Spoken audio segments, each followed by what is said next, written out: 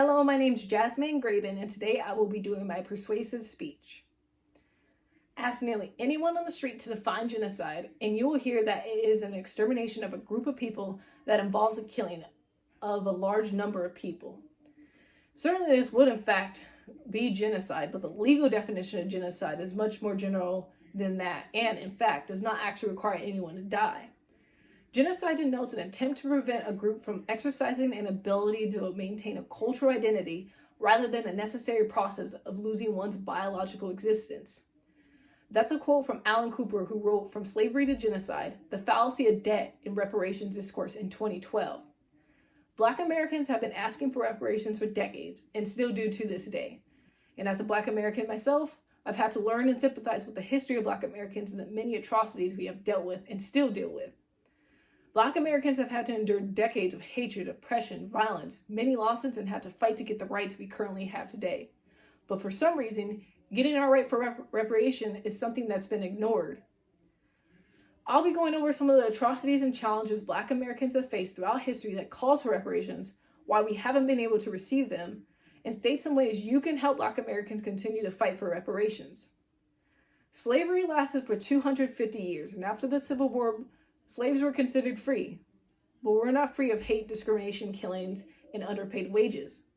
They were still considered subhuman and lower than their white counterparts, and for decades after being freed, Black Americans would have to continue to live harsh lives. An order was created in 1865 by Union General William Sherman, stating that free slaves were to get 40 acres and a mule. 40,000 free slaves were granted that land, but that same year, the order was abolished by then President Andrew Johnson, and that land was swiftly taken away. Also in 1865, before his assassination, President Abraham Lincoln signed legislation establishing the Freedmen's Savings Bank.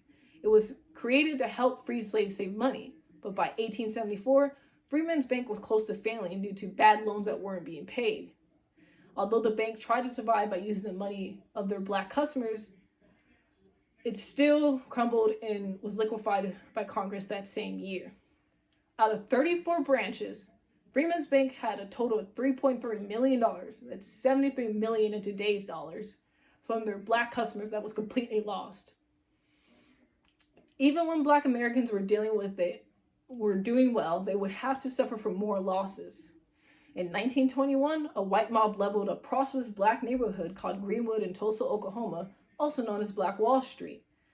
The massacre occurred because a white woman, Sarah Page, claimed to have been assaulted by a Black man, Dick Rowland. A news report was published the next day, May 31st, 1921, and that same evening, hundreds of white Tulsans gathered at the courthouse where Rowland was being held. The white mob looted, lit buildings on fire, murdered the many unfortunate Blacks who could not quickly escape, and also dropped numerous bombs from planes. Hundreds of Black individuals were killed that day, and the ones who survived had lost everything they owned. Just 2 years later, in 1923, another massacre happened in Rosewood, Florida. The attack started for the exact same reason. A white woman claimed that a Black man assaulted her. This rampage lasted for a whole week, and though the death toll was said to be just 6, 4 Blacks and 2 whites, other sources say it was much more. Though the violence towards Black Americans decreased over the years, they still had to suffer from discrimination, constant discrimination that would constantly limit their ability to succeed.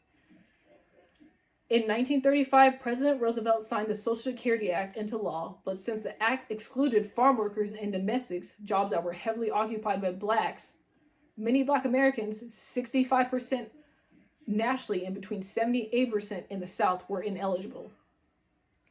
These brutalities are just a few examples that Black Americans had to face throughout history. And with just these 6 examples, one would think that Black Americans should have received reparations decades ago. So why haven't we?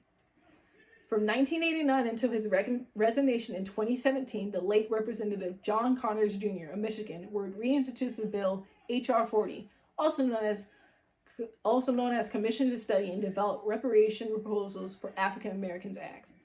Every year, his demands and many others would be repeatedly ignored or dismissed. The bill has continued to be brought to Congress from other Black representatives since 2019, but it seems that Congress just doesn't have an interest in righting the wrongs from America's past. We can see Congress's stance on reparations from their lack of interest and dismissive attitude. Well, what about the general population stance? A study in 2019 was conducted to see what percentage of Americans thought descendants of slaves should or shouldn't get cash payments. It had 3 categories for race, ethnicity, party ID, and party ID with leaners. The study showed that though the majority of Black Americans, 75%, supported cash payments, 81% of white Americans did not support cash payments. These kinds of numbers and lack of interest from Congress continue to show the difficulties Black Americans constantly face when fighting for what is right, but that doesn't mean we should stop. We not only need to continue to bring H.R. 40 to Congress, but also get more Americans involved and informed on the fight for reparations. We need to ask our political leaders along with political candidates on the subject and don't allow them to gloss over the answer. Vote for politicians who support reparations, have a solid plan that shows their support. Get involved in your state and city's politics, council, and other organizations, and use your media platforms such as Instagram, Facebook, TikTok, Reddit, etc. to spread your knowledge to those who are willing to listen. Though Black Americans endured decades of misery, violence, loss, and so many other atrocities, we've never given up and fought for our rights. Today, we continue to fight for the one right we should have been granted when slavery was abolished: reparations. I went over 6 historic examples on why Black Americans deserve reparations, starting with 250 years of slavery and how after being freed, Blacks were still facing great challenges. Some freed slaves were granted land in 1865, but was swiftly taken back that same year. In 1874, Black Americans lost all their savings due to the greed and incompetence of the Freedmen's Bank. And when Black Americans were seeming to have some success, it would be destroyed by white mobs in the Tulsa Massacre in 1921 and the Rosewood Massacre in 1923. Why Black Americans haven't been able to receive reparations and what you can do to aid in the fight. Black Americans' history is a long and sad journey, a journey where we've had to endure the worst kinds of treatment and still have to deal with the same mistreatments and challenges today. The fight for reparations isn't just about financial restitution, but a fight for recognition, acceptance, and true equality. As Ta-Nehisi Coates has said, 250 years of slavery, 90 years of Jim Crow, 60 years of equal but separate, 35 years of racist housing policy.